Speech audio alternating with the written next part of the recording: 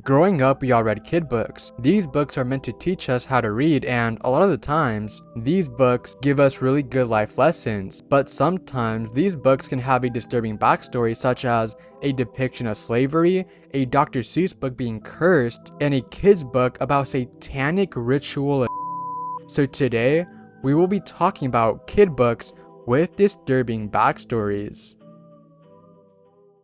What's up guys, welcome back to another video, and thank you so much for 50,000 subscribers. That is ridiculous, dude, because I was away for 3 weeks and I think I was like at 30k back then, but now we have gained over 20,000 more subscribers, so we're at 50k. Thank you so much. Oh, and by the way, I got the 50k haircut. I don't know if I'll cut my hair, within every 50k. Maybe, I don't know. It was like a random thing that I wanted to do. But yeah, thank you again for 50,000 subscribers. It does mean a lot to me, and we're halfway to 100k. That is crazy. My channel is under 6 months old, and we're at 50k, dude. I don't know what to say, dude. Just thank you so much. And in today's video, we have a very special guest, and you may know her from TikTok because she does have a very iconic phrase, which is, "Can I show you a scary video?" while grabbing her forehead. You may know her as Cvnela, which I always thought her name was Cvnela, but apparently the V is an A. I don't know in what world, but it does. But yeah, it's so cool that I get to work with Monse. Like, I think I followed her on TikTok like last year, so it is cool that I'm making a video with her. And I think she's doing YouTube very soon, so like this is her first, like, not first YouTube video because she does have a few, but like first ever YouTube video that is horror related. So hey, that's pretty cool. And in today's video, we will be talking about kid books with disturbing backstories, and we will talk about 9 books in total. But the first 2 books that we will be talking about, the backstories are kind of a stretch. They don't necessarily have a disturbing backstory, but many people claim that they do. So the first 2 are kind of a stretch, but the other 7 books, they do have a disturbing backstory, especially the last one, because that is pretty dark. And also, something very important I want to tell you guys. Please follow me on Instagram at morbid for fun. Run those numbers up, because there's this actress with like over 100k followers, and let's just say I want to be top comment in like all of her posts. So if you guys can, like, please follow me over there. And of course, after you're done watching this video, if you think I earned your subscription, please consider subscribing. But please follow me on Instagram. Like, we're under 1k followers, while on YouTube we're already at 50k. So yeah, we need to run up those numbers, especially if I want to get her attention. So onto the video.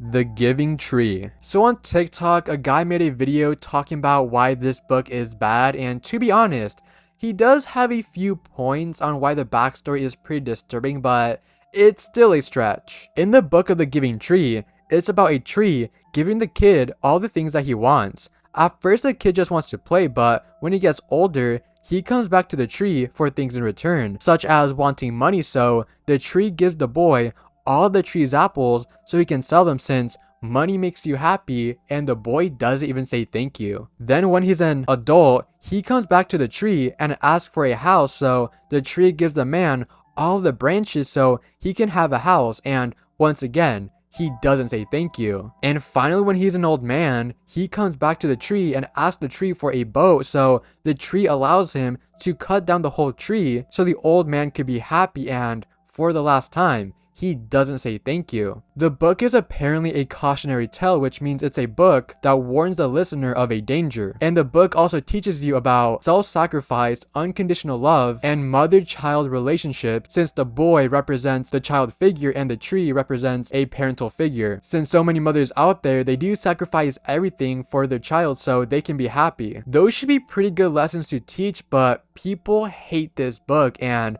when I say hate this book, I mean it, because there's whole communities hating on this book because the brat never says thank you, and by the end of the book, when the kid is an older man, he still comes back to the tree to ask for more stuff, but the tree apologizes to the man saying that, hey, I can't give you more things. Like, you basically killed me in a way because the tree is no more. And I do see why many people hate this book because the kid never says thank you, but at the same time, you shouldn't hate the book because the book does have some pretty good lessons such as self-sacrifice and parental love, etc. But yeah, if the author made the kid say thank you, it would have avoided so much hate because, you know, teaching kid good manners is pretty good and the author should have done that in the first place. But yeah, you shouldn't hate the whole book entirely because of that reason. And also, no hate to the author of course, but did you really have to put your face on the back of the book? Because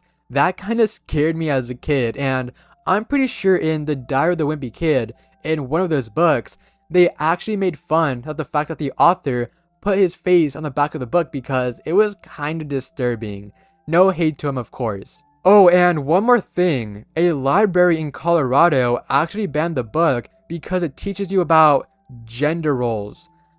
It's a tree that we're talking about. I mean, yeah, the tree is supposed to be a parental figure to the kid, but it doesn't specify the gender and we don't know if it's a father or a mother. Like, it's just a tree. Yeah, just a tree. The Very Hungry Caterpillar. We all know the book about a caterpillar that eats and it becomes a beautiful butterfly by the end of the book. Well, many people claim that there's a hidden message in the story because supposedly it teaches kids unhealthy eating habits and encourages a binge eating disorder. Because in the book, the caterpillar eats and eats and eats until it becomes a beautiful butterfly.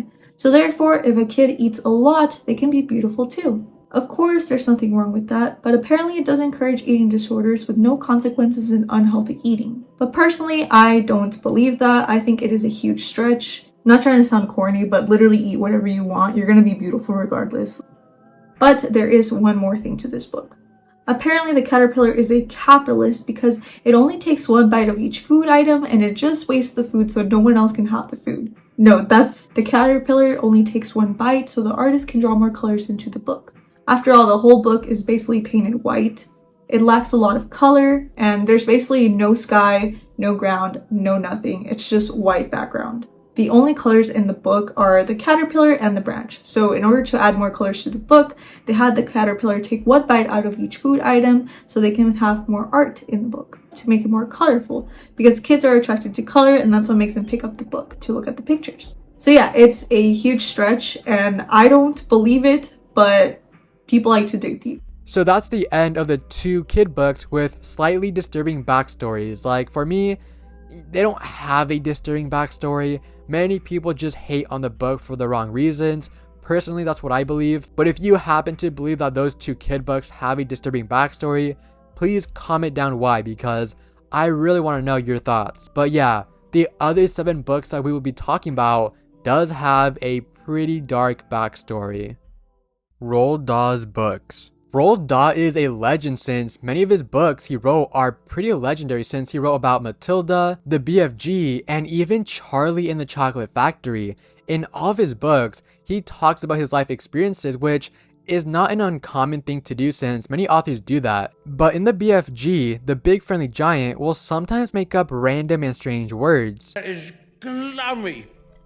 Goodbye, Snozcumber. This strange vocabulary is supposed to represent Roald's wife, who had a stroke that damaged her brain, making her forget words, and when she forgets the word that she wants to say, she happens to make up a random word. In general, the BFG is not a representation of his wife, but the vocabulary part is. And this book is also dedicated to Roald's daughter, who passed away at the age of 7 from measles. Roald also made Charlie in the Chocolate Factory, which has a bit of racism in the book since the Oompa Loompas have African descent and are depicted as slaves for the chocolate factory. This was always controversial and people brought that up, calling Roald a racist, but his team claimed that he was never a racist because he wanted Charlie to be originally black, but his publisher made Roald turn Charlie to a white person so it can appeal to a wider audience. Roald was never the nicest person because many people called him mean, and even his first wife divorced him for that reason. He was also a spy against the US government, and he even defended Hitler, saying that he was right about Jewish people, but Hitler just took it too far. Yeah, I think people were right about him. He was definitely mean and a racist. So yeah, I take that back. Roald is not a legend, but he did make some pretty iconic books. I'll give him that. Oh, and funny thing, his last words before he passed away was literally fuck. That was his last words. That was kinda legendary, to be honest. You know, that's a good way to go out. Where the Wild Things Are. In an article from the ABC, they interviewed the author of the book, Amari Sendak, in 2002. Sendak's Where the Wild Things Are illuminated not only the protagonist Max's imagination, but also rage, a reaction to a mother's emotional absence and the overall darker and neglected parts of a child's psyche. In the book, Max was sent to bed without dinner. He had some type of imaginative rage that a forest grew where the wild things were. After that, Max becomes a leader of them, and after they have fun, Max sends the wild things to bed without dinner. This isn't in the article, but this could possibly be an example on why kids bully people. Most bullies aren't treated the best at home, so they take that rage from their parents and put it onto other kids. In this case, Max is getting punished with no dinner, so when he takes over the wild things, he uses the same punishment onto the wild things for no reason. Also, Max deserved that punishment because he chased the dog with a stick. Peter Pan. The original author of Peter Pan was James Matthew Barrie, and as you may know, Peter Pan wants to stay young and never grow up. Well, want to know why he was written like that? That's because James was fascinated with childhoods. He's not a P word necessarily. It's kind of complicated. But one inspiration on how Peter Pan was made was the fact that James' older brother passed away in an accident at the age of 14. Clearly when you're 14, you're still going through childhood, and the death of the brother really got to James. He couldn't wrap his head around the fact that he is now older than his older brother, and that James is now doing adult things while his older brother never got to do adult things. And by the way, when I say adult things, I mean like getting a job or paying taxes, not those adult things. James would nickname his brother the Forever Child since his brother never became an adult and was a child forever since he is technically 14 forever. So that's how James' obsession of a childhood started, and he was just fascinated with the concept of having a childhood. In 1889, before James created Peter Pan, James would meet two kids named George and John Davies at a park, and he would even befriend the two kids and even met their parents, and the parents eventually had 3 more kids, and their names were Peter, Michael, and Nicholas. Then James would name 3 characters from the Peter Pan book after 3 of the 5 kids he met from the Davies family, and those names being Peter, John, and Michael. Then sadly, the kids' parents would pass away, making James unofficially adopt the kids. Over the years, when the kids grew up to be adults, Peter Davies, whose name was used to name Peter Pan, threw himself onto subway tracks because he was an alcoholic and had those bad thoughts. He was 63 at the time, and a lot of biographies do claim that James Matthew Barrie was not a weirdo. He did not do anything weird to those younglings, but it is still weird how he was fascinated with childhood, especially befriending and adopting strangers' kids. But yeah, that is pretty disturbing, and rest in peace to Peter Davies, of course, and I mean, rest in peace to I think everyone, because obviously this was 1889, so they're all dead by now. Rest in peace. Watership Down. Watership Down is a book about rabbits, and it is claimed that the book is an allegory for communism and a bit of religion since there's this weird bunny god. But the daughter of the author claims that it's just a book about rabbits and nothing more. This book and movie is compared to Animal Farm, which is a story that most of us know. It's a book/movie that looks like it was made for kids because it was made for kids. But it has a way deeper meaning than that. In the story, if you actually replace the animal characters with humans, the story will make a lot more sense. The author, Richard Adams, served the British Army, and you do see some more comparisons in the book because these rabbits are risking their lives crossing enemy lines just to find safety. And some of these rabbits were even based on real soldiers that Richard has met. So the story is about Richard's perspective on the war because it's mainly about the Battle of Arnhem, that fought over 9 days in September of 1944, in which nearly 2,000 Allied soldiers were killed. I know this video is about books, but if you do want to watch the movie, it is very bloody and gruesome. Like, so many moms probably showed this movie to their kids and probably thought it was like some Disney movie. But in reality, the movie just shows like a bunch of rabbits fighting for their lives and lots of disturbing imagery. From the clips shown, you may assume that the book isn't for kids, but keep in mind that the author is from the UK. So the book has a UK rating of U, which means suitable for all ages, making this book a kid's book, but even as an adult, you can still find enjoyment from the book.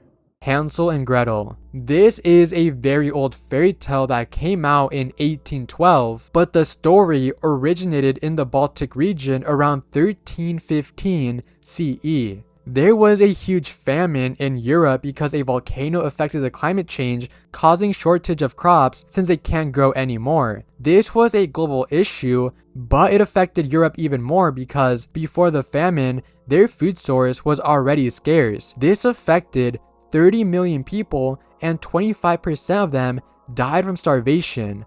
So a lot of parents would abandon their kids, and some parents even ate them.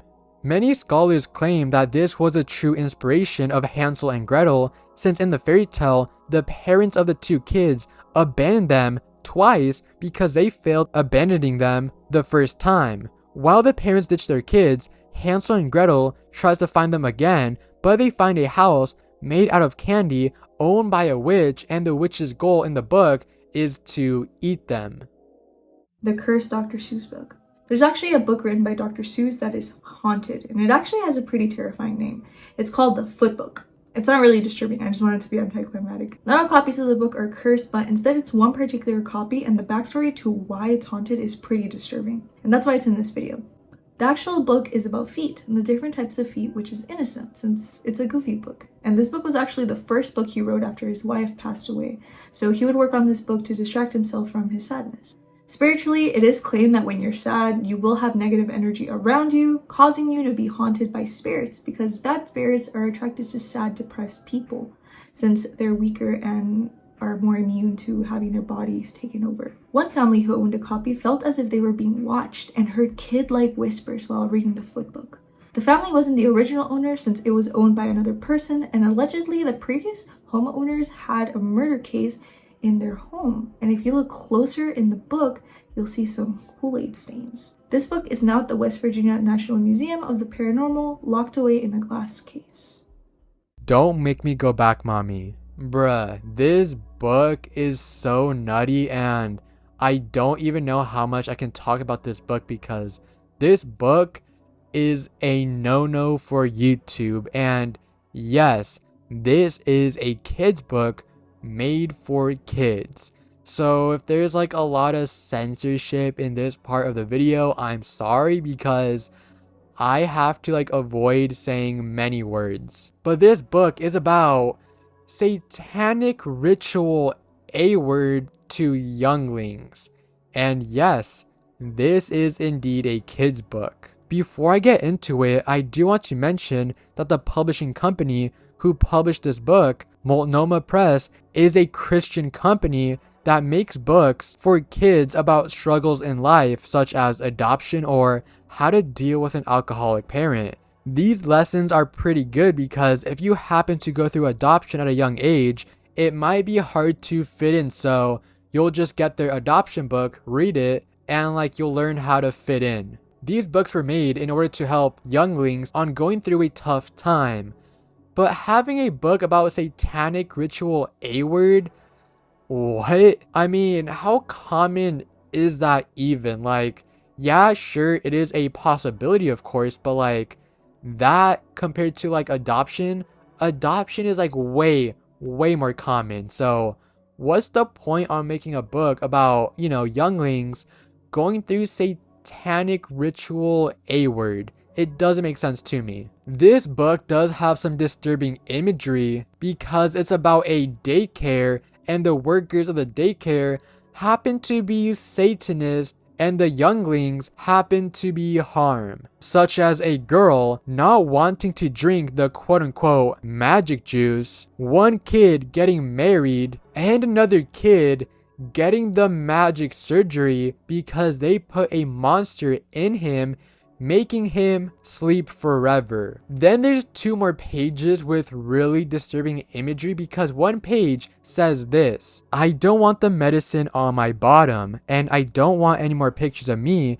in the movie star room. They hurt me, mommy. I'm bad. I'm really bad. While they show an image of someone walking out of the shower. Very disturbing. And then there's this page that says, nothing that happens in the circle can be told outside of the circle. There is no way out because there is no end to it. Your parents have given you to us. They know what is happening.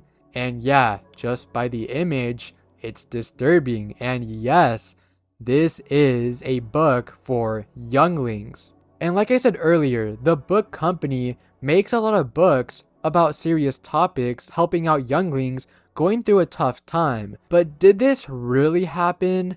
Not necessarily. This book came out in the 1980s, and back then, there was this thing called the Satanic Panic, where people were afraid of Satanists since that belief was starting to get more popular. And it didn't help that rock and metal music were mainstream in the 1980s. Nothing wrong with those music genres, but because of that music in the 1980s, people thought you were a devil worshipper or a Satanist because a huge misconception about those people is that they like metal music and have human sacrifices, which is not true. In Bakersfield, California in the 1980s, 36 people were wrongfully convicted on A-word to younglings. And interviewers interviewed the younglings, leading questions suggesting satanic rituals. The younglings obviously don't really know what's going on, so they'll just answer what the interviewer wants to hear, so the kids will make up fake stories about satanic ritual A-word just so they can get out of that situation quicker. The younglings were set up, causing 36 people being wrongfully arrested, so they took the kids away from the parents that got arrested, and 2 of the 36 people that were convicted passed away in prison.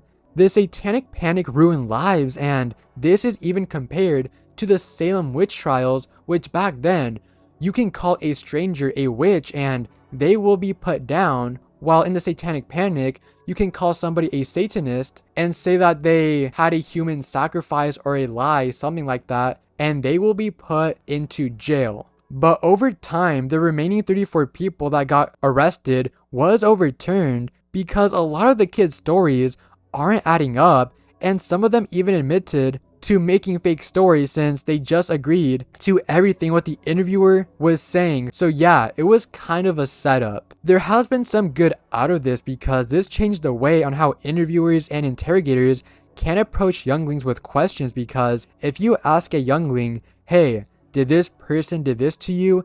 The kid may just go along and just lie what really happened just to get out of that situation, possibly causing a wrongful arrest. So instead, they'll just ask the youngling, what's a normal day like? So the interrogator won't ask any questions that can lead to the youngling to answer untruthfully. And that is the end of kid books with disturbing backstories. And dude, thank you so much for 50,000 subscribers. I don't know what to say, man. Like, I'm very grateful. And big thank you to Monse, Cvnela, for being in this video. Like, it's, you know, her first time being in a YouTube video, because all of her videos are like, you know, TikToks, like, you know, a few seconds, and this is her first full-length YouTube video talking about morbid stuff. So yeah, it is cool, you know, she's in this video, and, you know, big fan of hers too. But dude, 50k, how is this even possible? So yeah, hopefully you guys do enjoy this video, and if you think I earned your subscription, don't forget to like and subscribe, and of course follow me on Instagram, because I really need to get that follow count even higher if I want to get other people's attention. So yeah, thank you so much, and I'll see you guys in my next video. See you guys.